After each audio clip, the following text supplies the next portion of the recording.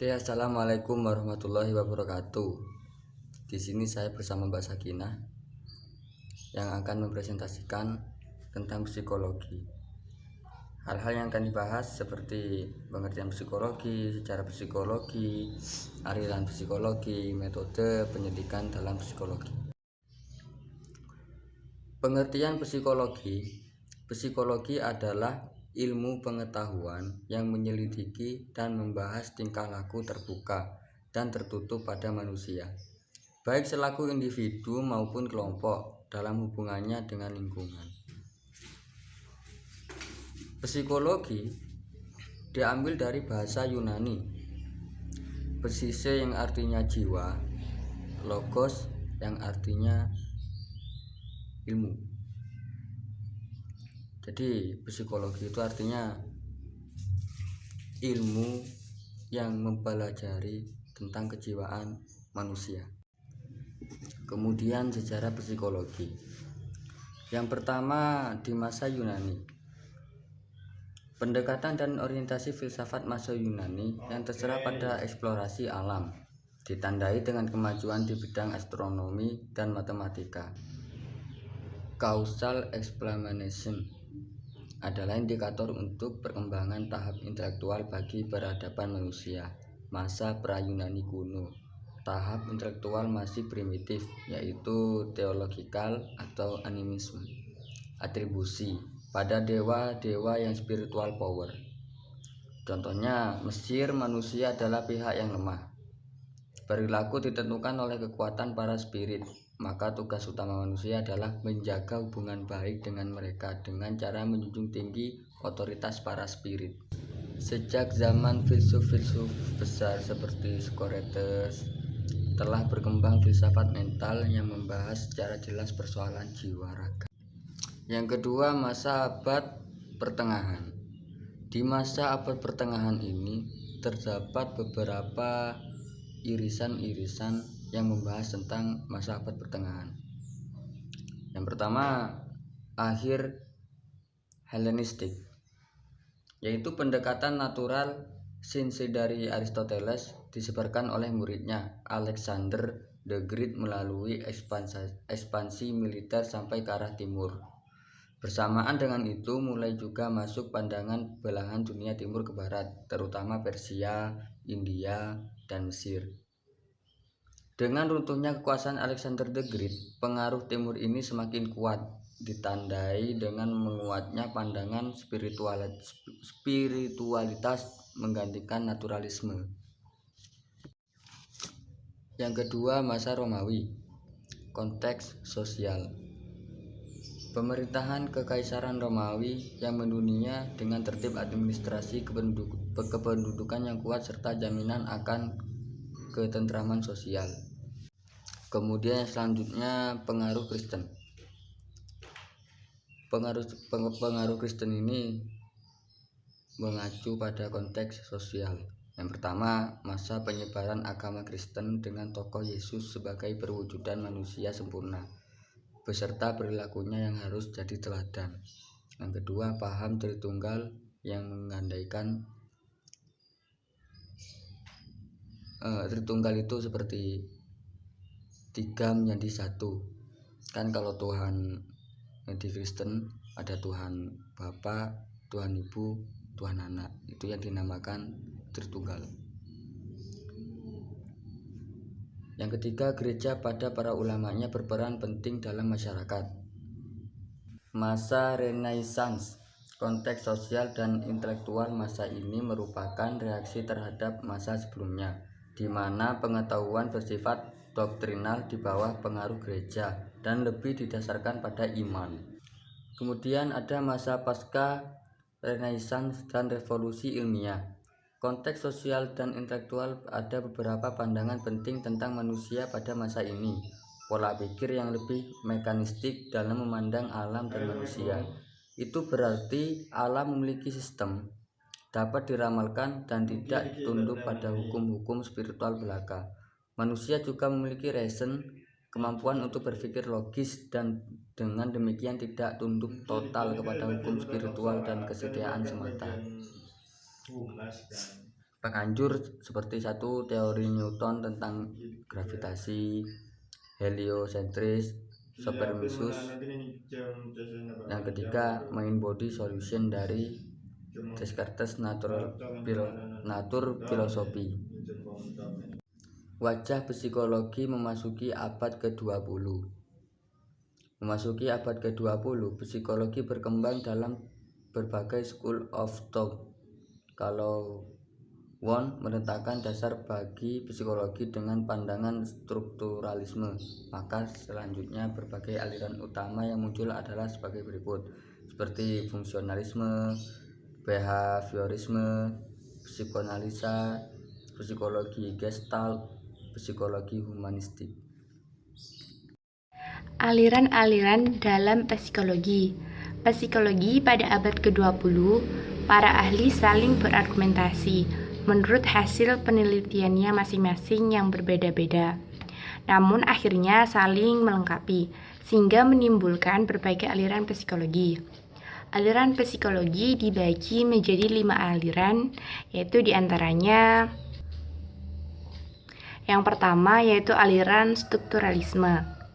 Tokoh psikologi strukturalisme adalah Wilhelm Wundt yang mulai berkembang pada abad ke-19, yaitu pada awal berdirinya psikologi sebagai suatu disiplin ilmu yang mandiri. Menurut Wundt, untuk mempelajari gejala-gejala kejiwaan, kita harus mempelajari isi dan struktur jiwa seseorang. Metode yang digunakan dalam aliran ini yaitu introspeksi atau elemen mawas diri. Objek yang dipelajari dalam psikologi ini adalah kesadaran.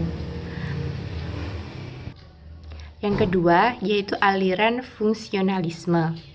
Aliran ini merupakan reaksi terhadap strukturalisme tentang keadaan-keadaan mental. Tokoh psikologi fungsionalisme adalah William James tahun 1842 sampai 1910. James adalah filsuf atau psikolog dari Amerika. Pendapatnya yang pertama yaitu mempelajari fungsi atau tujuan akhir aktivitas. Yang kedua yaitu semua gejala psikis berpangkal pada pertanyaan dasar yaitu apakah gunanya aktivitas itu. Kemudian yang ketiga, jiwa seseorang diperlukan untuk melangsungkan kehidupan dan fungsi untuk menyesuaikan diri. Psikologi ini lebih menerapkan apa tujuan atau akhir dari suatu aktivitas. Kemudian yang ketiga yaitu aliran psikoanalisis. Tokoh dari aliran ini adalah Sigmund Freud, seorang neurolog berasal dari Wina, Austria, akhir abad ke-19. Aliran ini berpendapat bahwa manusia adalah makhluk yang berkeinginan atau homo volens. Dalam pandangan Freud, semua perilaku manusia, baik yang nampak maupun yang tersembunyi, adalah disebabkan oleh peristiwa mental sebelumnya. Metode penyelidikan dalam psikologi ada 7, yaitu yang pertama, metode penyelidikan dalam ilmu psikologi longitudinal. Metode penyelidikan dalam ilmu psikologi ini merupakan metode penyelidikan dalam ilmu psikologi yang membutuhkan waktu relatif lama untuk mencapai suatu hasil penyelidikan. Dengan metode penyelidikan dalam ilmu psikologi ini, penyelidikan dilakukan hari demi hari, bulan demi bulan, malahan mungkin tahun demi tahun. Sebab itu, bila dilihat segi perjalanannya, penyelidikan ini bersifat vertikal. Yang kedua, yaitu metode penyelidikan dalam ilmu psikologi cross-seksional. Metode penyelidikan dalam ilmu psikologi ini merupakan suatu metode penyelidikan dalam ilmu psikologi yang tidak membutuhkan waktu yang terlalu lama. Di dalam mengadakan penyelidikan dengan metode penyelidikan dalam ilmu psikologi ini, dalam waktu yang relatif singkat dapat dikumpulkan bahan yang banyak. Jadi kalau dilihat jalannya, penyelidikan ini berlangsung secara horizontal. Sebagai contoh, penerapan penyelidikan dengan menggunakan kuesioner merupakan penyelidikan yang bersifat cross-seksional. Yang ketiga, yaitu metode penyelidikan introspeksi, yaitu metode penyelidikan dalam ilmu psikologi yang merupakan suatu metode penyelidikan dalam ilmu psikologi dengan melihat peristiwa-peristiwa kejiwaan ke dalam dirinya sendiri. Metode penyelidikan dalam ilmu psikologi introspeksi dapat ekspresi mental dan dapat pula non-ekspresi mental. Tetapi dalam penyelidikan ini yang menjadi objek psikologi ialah dirinya sendiri. Yang keempat, yaitu metode penyelidikan dalam ilmu psikologi ekstrospeksi. Metode penyelidikan dalam ilmu psikologi ini dimaksudkan untuk mengatasi kelemahan-kelemahan yang terdapat pada metode penyelidikan dalam ilmu psikologi introspeksi. Pada metode penyelidikan dalam ilmu psikologi ekstrospeksi, subjek penyelidikan bukan dari dirinya sendiri tetapi individu lain. Dengan demikian, diharapkan adanya sifat yang objek psikologitif dalam penyelidikan itu. Namun, metode penyelidikan dalam ilmu psikologi ekstrospeksi sebenarnya juga berdasarkan atas metode penyelidikan dalam ilmu psikologi introspeksi. Yang kelima, yaitu metode penyelidikan dalam ilmu psikologi kuesioner. Kuesioner atau sering pula disebut kuesioner merupakan metode penyelidikan dalam ilmu psikologi, penyelidikan dengan menggunakan daftar pertanyaan yang harus dijawab atau dikerjakan oleh individu yang menjadi subjek dari penyelidikan tersebut. Kemudian yang keenam, yaitu metode penyelidikan dalam ilmu psikologi interview. Interview merupakan metode penyelidikan dalam ilmu psikologi penyelidikan dengan menggunakan pertanyaan-pertanyaan. Kemudian yang ketujuh, yaitu metode penyelidikan dalam ilmu psikologi biografi. Metode penyelidikan dalam ilmu psikologi ini merupakan tulisan tentang kehidupan individu yang merupakan riwayat hidup. Terdapat peristiwa mental yang kita sadari dan tidak kita sadari, namun bisa kita akses, dan ada yang sulit kita bawa ke dalam alam sadar. Kemudian yang keempat, yaitu aliran psikologi Gestalt. Kata Gestalt berasal dari bahasa Jerman yang dalam bahasa Inggris berarti shape atau bentuk. Karena tidak ditemukan arti yang sesuai, maka Gestalt tetap dipakai. Tokoh psikologi ini adalah Max Weinheimer,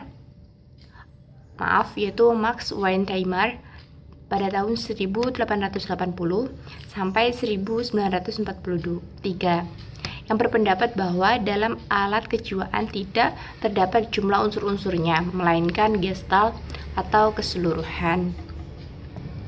Kemudian yang terakhir, yaitu aliran behaviorisme.